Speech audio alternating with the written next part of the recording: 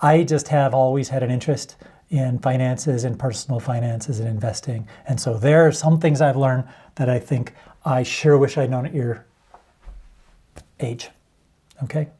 At your stage of life. All right, so hedonic adaption. It's either adaption or adaptation. Here's the idea. You get used to good things, okay? So if you, so let's look at, what are we going to let? We're going to look at stuff in life, or let's just say stuff, okay? And this is time. Right now, my assumption is you don't have a lot of stuff, right? You, well, at least when you were on campus, right, we're living was it two or three to a room? 2 or 3? It depended. Okay. Probably 2 average. On average 2, maybe 3.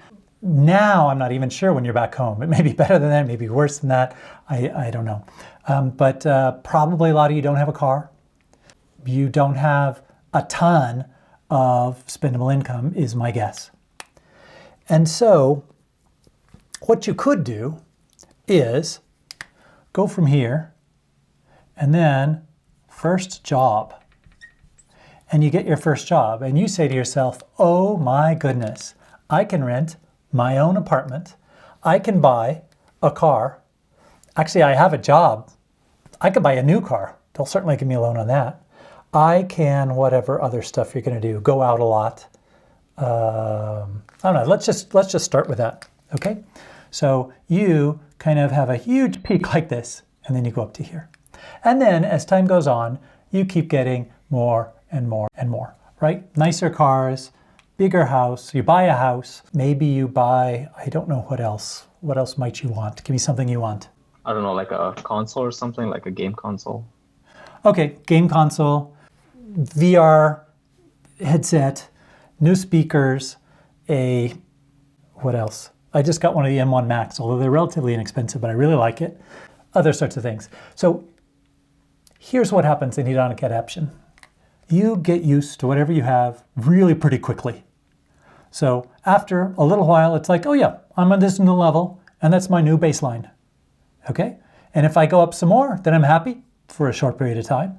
And if you take it away from me, I'm actually more unhappy, right? Part of the research on behavioral finance is people get more, adding something to what they have gives some pluses.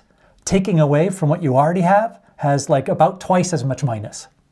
Okay? So that's why it's very hard, for instance, after you've got a job in industry to go back to grad school.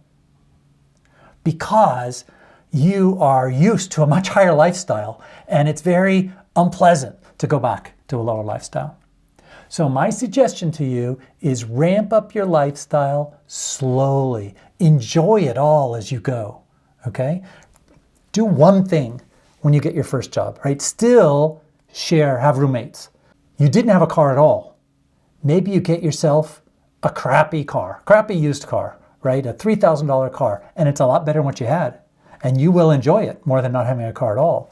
And then you can enjoy yourself all the way up over the years as you're getting newer and newer cars and better cars. Until finally, you can be looking forward, like I am, to my Tesla on Wednesday, okay? Or maybe something even better in the future. So that is my suggestion. Keep at a student lifestyle as much as you can and as long as you can. You will enjoy it more.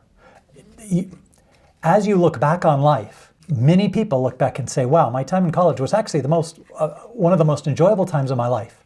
And actually the fact that I didn't have much money didn't really matter.